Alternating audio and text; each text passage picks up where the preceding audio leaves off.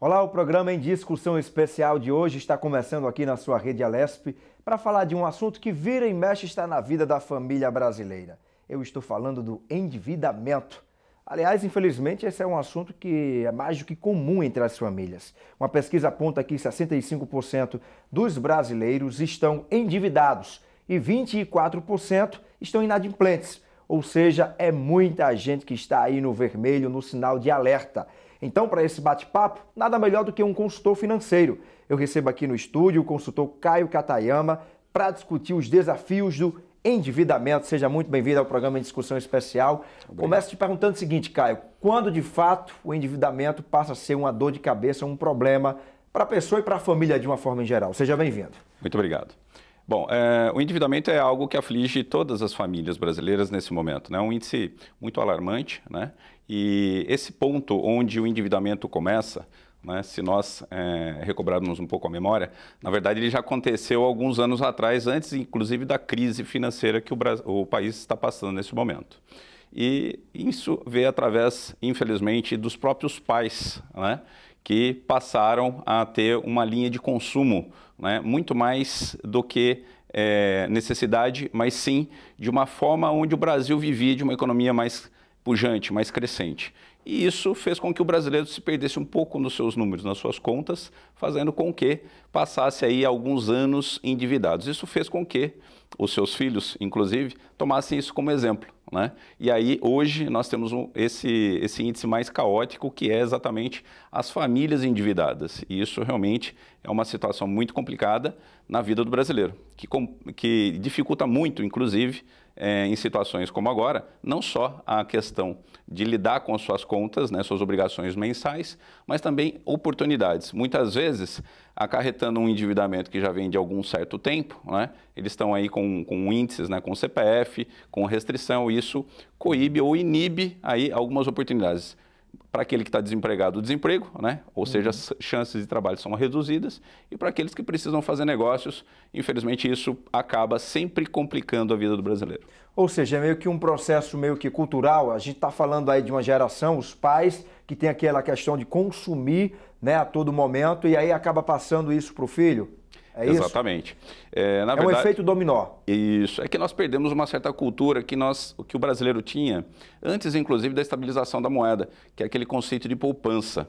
Infelizmente, depois dessa estabilização, o brasileiro que vivia uma situação bem fechada no Brasil, viu-se numa oportunidade de consumir produtos, né, e utensílios, inclusive, que vinham de fora para dentro do Brasil. E isso fez com que o brasileiro acabasse criando um hábito de tomar crédito, ao invés de guardar, né, suas reservas para uma possível compra. E isso veio dessas três gerações, nós podemos falar aí quase 20 anos, né, 15 anos desde a estabilização para cá, né, e aí perdeu-se o hábito de guardar dinheiro. E isso fez com que os pais também não passassem esse tipo de informação aos filhos. Por isso que nós temos hoje uma tendência aí muito grande dos jovens, né, aqueles inclusive que acabaram de fazer 18 anos já estão endividados, né, que causa aí uma surpresa para o seio familiar. Ou seja, a gente tem aí um dado de 65% dos brasileiros que estão endividados. Dá para a gente jogar nessa balança aí que existe um grande percentual justamente entre essa classe jovem?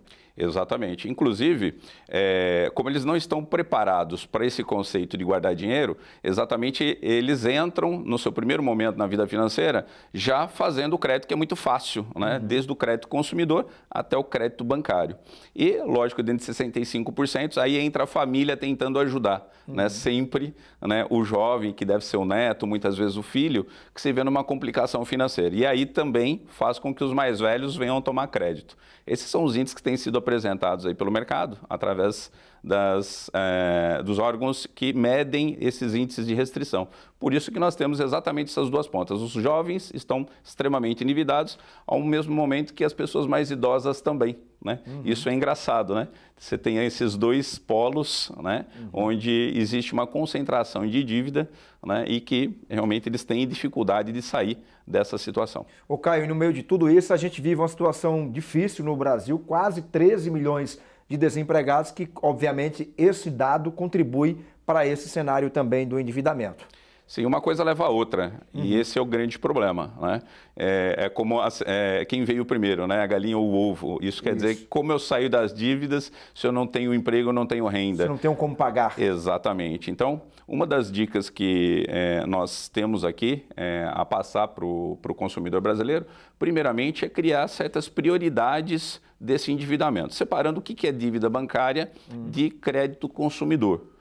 Obviamente, todos nós precisamos do crédito consumidor. É aquele que fornece produtos e serviços que são de primeira necessidade para o cidadão brasileiro.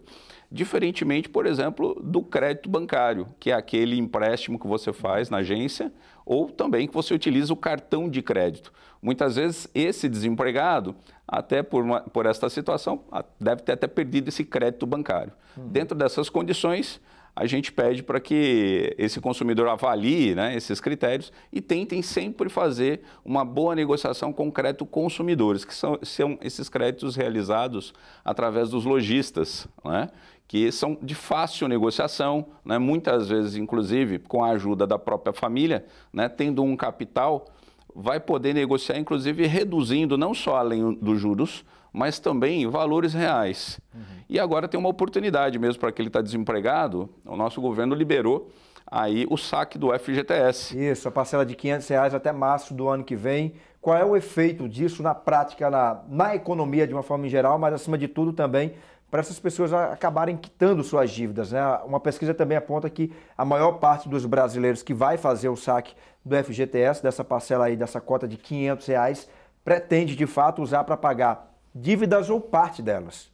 É isso que tem sido demonstrado aí nas entrevistas, né, de diversos jornais, que o cidadão está dando preferência à quitação, porque exatamente, chegou-se num patamar insuportável e a família, né, nesse sentido, ela acaba ficando angustiada. Esses R$500 passa a ser uma grande oportunidade como moeda de troca ou de barganha, exatamente para se negociar crédito. Mas como a rede bancária nem sempre oferece uma redução de juros substancial, então a dica é pegar esse saque dos R$500 ou até das contas inativas, que pode ser superior aos R$500, e fazer uma ótima negociação com seus credores, que são exatamente aqueles que você deve, através do vestuário, né, são comércio, né, ou até escolas, que são serviços, e tentar fazer essa renegociação, principalmente para tomar o rumo da vida, né? Ou seja, para que a sua vida continue a prosperar.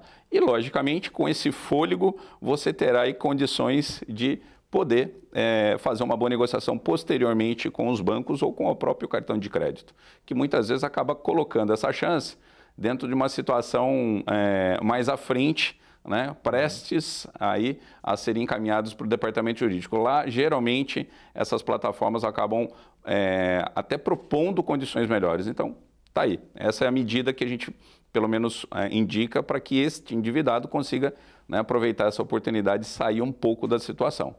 Agora, se nós falássemos também aquele que não está endividado, é também uma grande oportunidade. Eu não sei se você sabe qual é a rentabilidade do FGTS, da conta do FGTS. Muitos cidadãos não sabem, mas a rentabilidade ele é muito abaixo até da poupança. Agora, nessa nova medida, ele equipara aí a correção da poupança, a caderneta de poupança. Mas mesmo assim, é um índice muito pequeno. Se você olhar pelas oportunidades de consumo, mais vale, muitas vezes, você sacar esses R$500 e aplicar financeiramente em uma aplicação melhor do que o próprio FGTS, que, de certa forma, por mais que tenha esse rendimento da poupança, não vai te dar uma lucratividade muito boa. Existem fundos aí no mercado financeiro, fundos de renda fixa, que trazem um índice um pouco melhor, ou até fundos de previdência, que são os que têm mais patamar de rentabilidade.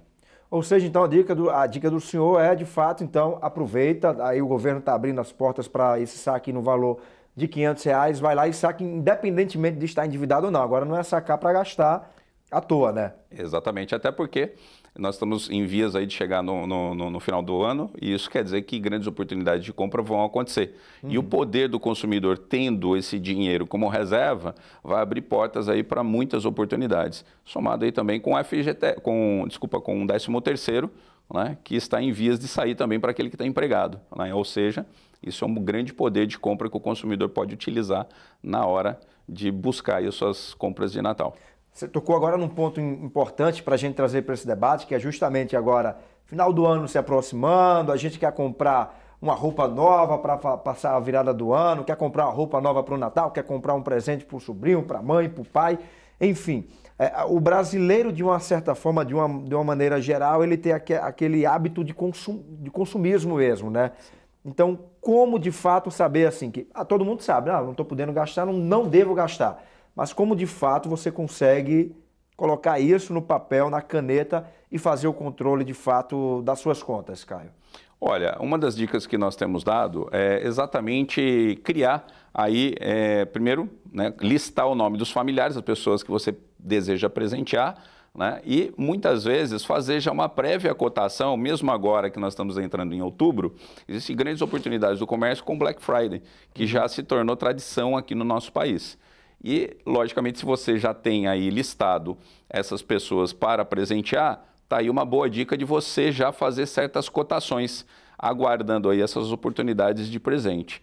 E também agradar aquele que espera ganhar esse bom presente, fazendo exatamente esse checklist, né, das compras que a gente indica. Isso é uma forma de você administrar um pouco melhor o seu recurso e, ao final, se você reparar, você sempre tem uma reserva, uma sobra que você acaba guardando, e o que nós recomendamos, porque mesmo que você consiga comprar todos os bens aí para os seus queridos, ao mesmo tempo, no ano que vem, você tem aí, né, as contas para pagar também, né? São os impostos, a conta chega, mas obrigações. cedo ou mais tarde ela está lá batendo na porta, né? É verdade. Agora, a gente está falando aqui de endividados, o programa vai estar discutindo o endividamento, mas também inadimplência, né? Só para o telespectador de casa se conceituar, saber muito bem a diferença. Não necessariamente quem está endividado está inadimplente, é isso? Correto. O endividamento é algo que você administra desde que você esteja em dia, que na verdade é o adimplemento, né? E o inadimplemento é quando você não consegue suportar, né, pontualmente os seus pagamentos. E aí você acaba tendo que arcar com esse atraso. E o acúmulo das prestações atrasadas é que pode dar aí exatamente riscos de restrição ao nome ou até situações mais complicadas como, né, ações cíveis, né, para poder saldar essas dívidas. Então tome muito cuidado com a inadimplência, tente sempre administrar num prazo suportável aos seus credores ou até com o banco se você tiver inadimplente com ele. O percentual de brasileiros inadimplentes hoje é 24%. O senhor considera um percentual muito alto? Sim, eu acho que a nossa população nunca se viu numa situação tão alarmante como essa, né? Mesmo numa economia aquecida, isso realmente preocupa muito a todos, né? Porque torna-se um ciclo onde isso acaba sempre estourando de novo ao próprio consumidor. Porque se esse índice de 24% muitas vezes é também a lucratividade do comércio, né, você imagina como é que vai ficar os preços. Então esses números realmente começam a assustar mesmo aqueles que não estão endividados. Porque o custo de vida do cidadão brasileiro que acaba crescendo com exatamente esse índice que é alarmante. Fazer uma dívida para pagar outra, qual é o risco disso? Deve-se analisar muito bem qual é a tomada de crédito que você vai precisar fazer para poder saldar. Lógico que para saldar é muito importante antes estar negociando com esse credor ou com o banco para se avaliar se há alguma vantagem para isso. Muitas vezes o consumidor, principalmente endividado com o banco, não sabe que os bancos eles acabam incutindo na sua linha de empréstimo juros futuros. E na hora dessa quitação, muitas vezes, ele acaba pegando um recurso da família, ou às vezes até de uma outra origem, vendendo um veículo, e ao invés de negociar com o banco, ele vai lá e paga todas as prestações com juros futuros, descapitalizando ainda mais a situação financeira que ele já se encontra. Então, vale a pena sim, desde que você já comece com uma negociação junto aos bancos. Os bancos têm a obrigação, inclusive, de fazer essa descapitalização, retirando esses juros das prestações futuras para que você faça a quitação. Aí sim vale a pena. Do contrário, é preferível que você tenha esse recurso para honrar esses compromissos até o final. Ou até surgir uma outra oportunidade, muitas vezes até de campanha, agora de final de ano, muitas instituições estão chamando até pelos canais de televisão os consumidores para poder fazer exatamente essa nova negociação. Então, tá aí a dica de você fazer valer bem aí esse recurso que você vai tomar. Maravilha. A gente está falando aqui de negociar. A partir do momento que você negocia sua dívida com aquela empresa, com aquela instituição que você está devendo e você não cumpre com o negócio, piora a vida do devedor? Isso é uma situação complicada. É comum, inclusive, isso acontecer? É comum, principalmente aquele que não tem uma renda fixa. Aquele que depende, por exemplo, de vendas variáveis, ou ele é um comissionado, ou ele é um representante, ou às vezes até um pequeno empreendedor, né? Que ele tem aí os seus ganhos que tem uma variação nos seus meses. Por mais que ele tenha um compromisso, é muito importante antes ele tentar trazer garantias para diminuir o valor dessas prestações. E, lógico, para poder administrar bem os seus compromissos, é sempre dialogar ou com a instituição ou com o seu credor, para que ele não tome nenhuma medida que seja desagradável a você. Agora, cara, é verdade que depois de um certo tempo a dívida acaba caducando, vamos dizer assim, usando esse termo? Quando é que ela caduca? É verdade. Essa questão caducar, ela inclusive é um tabu na nossa sociedade. Por quê? Muitos acreditam que o caducar, a palavra em si, né, ela é meio entendida como anistia, o que não é verdade. Sim. Caducar na condição da nossa lei em vigência é nada mais do que apagar a restrição que existe nesse CPF, quer seja aí pelo SPC ou quer seja pelo Serasa. Apagar essa restrição não quer dizer que você não tenha dívida ativa. Isso quer dizer que muitos credores, sabendo disso, muitas vezes acabam até protestando essa dívida. E o protesto é um título lavrado em cartório que não desaparece com o caducar, que é uma coisa bem diferente.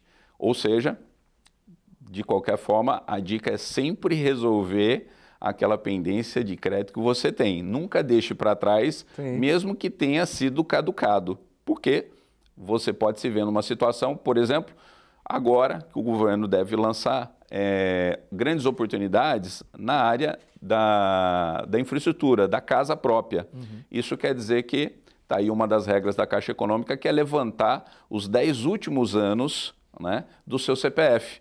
Vai que você tem uma dívida que achava que caducou, né, pensando que foi anistiado, e ele tem um protesto lá em cartório. Isso vai complicar você na hora do ato da aquisição. Aliás, cara, eu até te pergunto o seguinte, você passou por um momento complicado na vida, se endividou e aí você foi lá, tudo bem, pagou a sua conta, tá tudo direitinho. Mas depois você vai fazer um investimento futuro. Aquela imagem que você teve lá atrás, que você ficou devendo a uma determinada empresa, mesmo tendo quitado, deixa o seu nome um pouco manchado ou não? Uma vez que você pagou para um novo negócio, isso não vai interferir, ou interfere?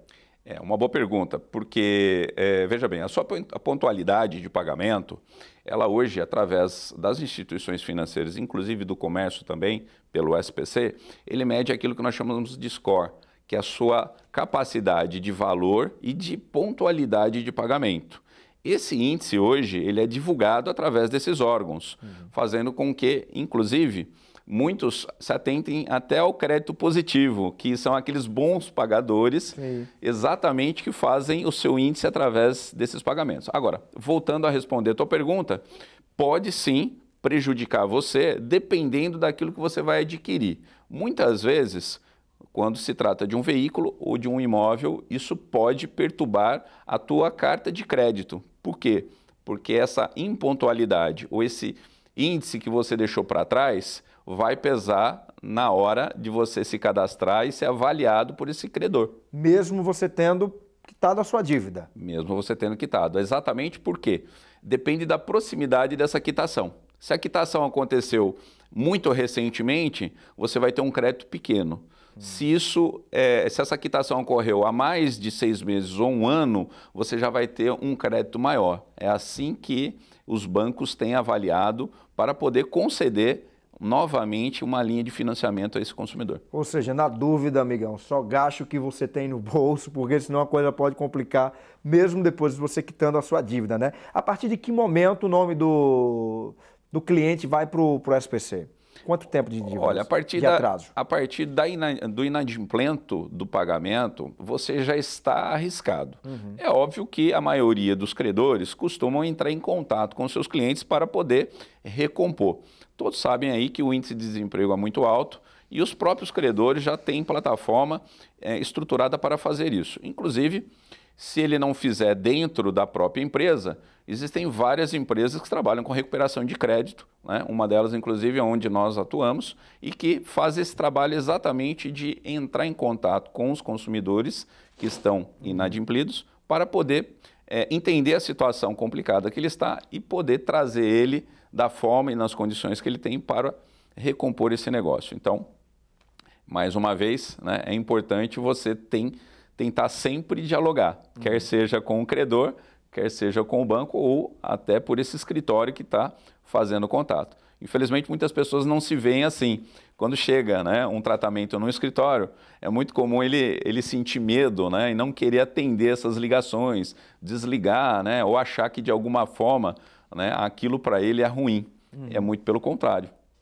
É uma grande oportunidade que ele acaba perdendo de poder ser ouvido e muitas vezes fazer uma proposta, né, até reduzindo os valores de compra que ele tem. A partir do momento que seu nome está no SPC, você faz o negócio lá, vou dividir a dívida em 5 vezes, você pagou a primeira parcela, seu nome sai? Sim, isso já está em lei, né? O credor ou o banco, ele tem aí o prazo máximo de 48 horas para poder baixar essa restrição, tá ok? Então fica aí a dica, se você já fez a sua quitação e mesmo assim você continua tendo o seu CPF restrito, procure rapidamente esse credor, tá? Faça a sua reclamação e se na persistência isso ainda continuar, você deve aí procurar o PROCON, por exemplo, que está para atender todo consumidor, principalmente com esse tipo de restrição, ou também até a Defensoria Pública ou o Juizado de Pequenas Causas para poder melhor auxiliar, né, para que essa instituição tire essa restrição de vez. SPC e Serasa são a mesma coisa ou não? Não, são órgãos diferentes, tá? Inclusive, podemos até entender que são concorrentes entre si. A diferença é que um mede os índices de crédito voltados mais a instituições financeiras, cartões de crédito, ok? E o SPC, ele está aí mais para o comércio e para a indústria. Entendi. Então, de certa forma, eles regulam nichos de segmentos diferenciados. Ao final, acabam trocando informações entre eles. Isso faz com que, muitas vezes, o SPC informe uma restrição vinda do Serasa, ou vice-versa. Mas não necessariamente, se o nome do cliente está no SPC, ele vai estar no Serasa. Depende, como eu te falei agora. Às vezes, dependendo da pontuação, existe essa troca de informação. A diferença é que o comércio vai te informar que você tem um apontamento no Serasa. Ou, muitas vezes, o contrário. Você está fazendo um financiamento junto ao banco e o banco vai te informar que existe uma restrição no SPC. Então, é aí que você deve procurar cada órgão, né, para poder regularizar essa restrição. Caio, o nosso programa está quase chegando ao fim, mas deixa eu voltar lá para a gente procurar entender melhor os fatores do endividamento. São 65% dos brasileiros que estão endividados hoje no país, 24% estão inadimplentes, segundo a pesquisa. E eu te pergunto, a gente estava falando aqui do desemprego, são quase 13 milhões de desempregados no país. Claro que isso acaba criando um efeito dominó, acaba contribuindo também. E tem um outro fator, aquelas pessoas que estão conseguindo se recolocar no mercado de trabalho, muitas vezes estão entrando com a mão de obra mais barata também, né? Estão recebendo mais para prestar o mesmo serviço. Então acaba muitas vezes faltando dinheiro para honrar todos os compromissos. Isso também é um fator para, de repente, poder explicar esse aumento aí nos números? É verdade. Quando o trabalhador ele perde o emprego, né, na verdade ele acaba reduzindo o seu padrão de vida. Se ele não guardar esses recursos, que são as verbas rescisórias, né, ele vai ter que aceitar uma vaga até de um nível inferior ou a uma renda inferior. Isso faz com que, né, a economia da família... Né? É real. Isso não é... A gente não está se baseando... É real, a realidade é essa hoje no Brasil. Ou ele acaba ficando desempregado novamente, ou ele aceita uma vaga cujo salário é inferior. E é lógico que você deve aceitar mesmo que seja inferior, né? Acreditando, inclusive, na sua capacidade de, dentro da empresa, conseguir um aumento de salário posterior. Mas, no primeiro momento, a família passa aí, né, para diminuir uma medida da cinta, né? Ou seja, reduz a economia financeira da família e aí fica complicado administrar, né? A dica é cortar gastos excedentes, como televisões por assinatura, né? Ou seja, vários gastos que são desnecessários para a vida, por exemplo, né? Contas de telefone, né? Excesso de números de telefone. Isso, de certa forma, vão criando gastos mensais que não vão comportar essa nova renda.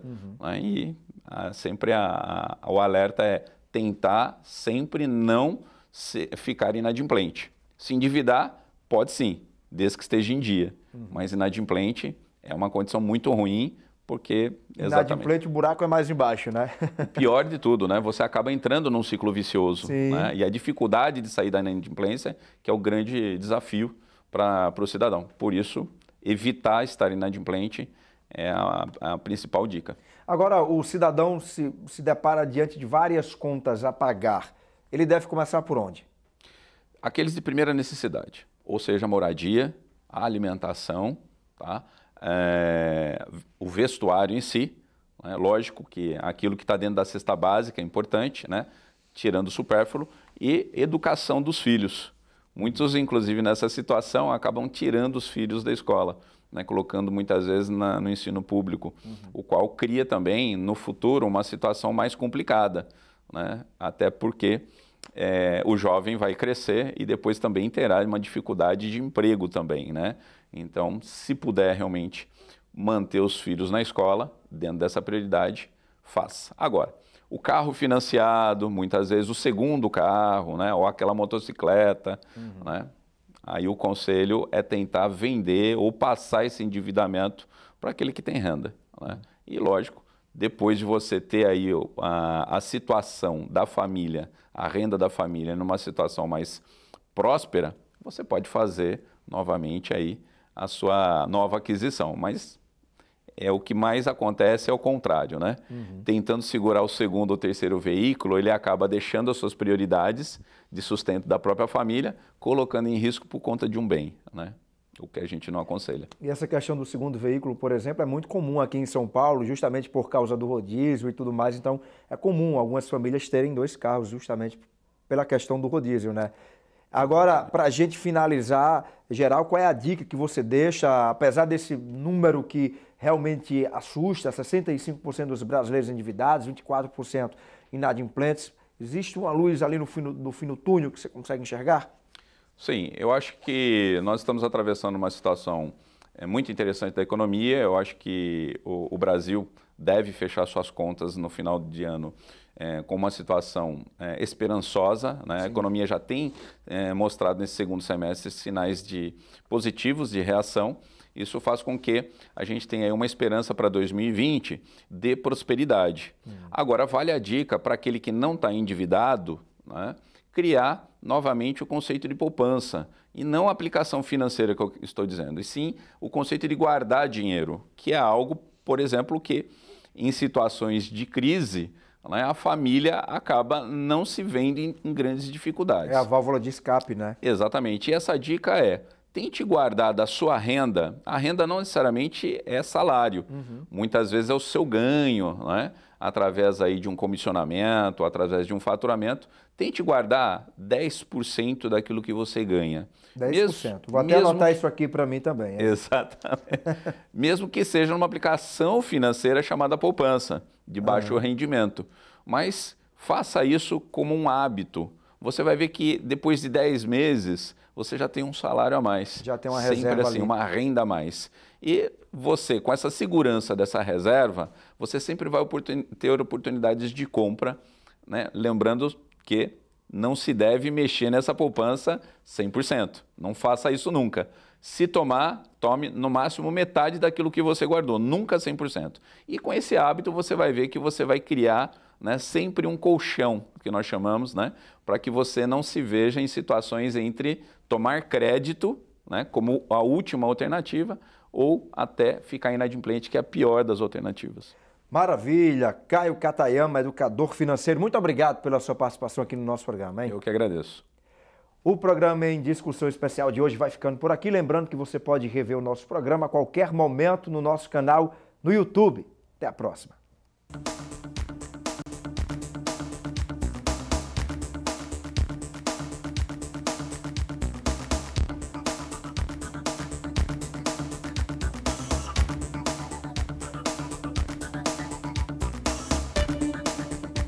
Vale a pena.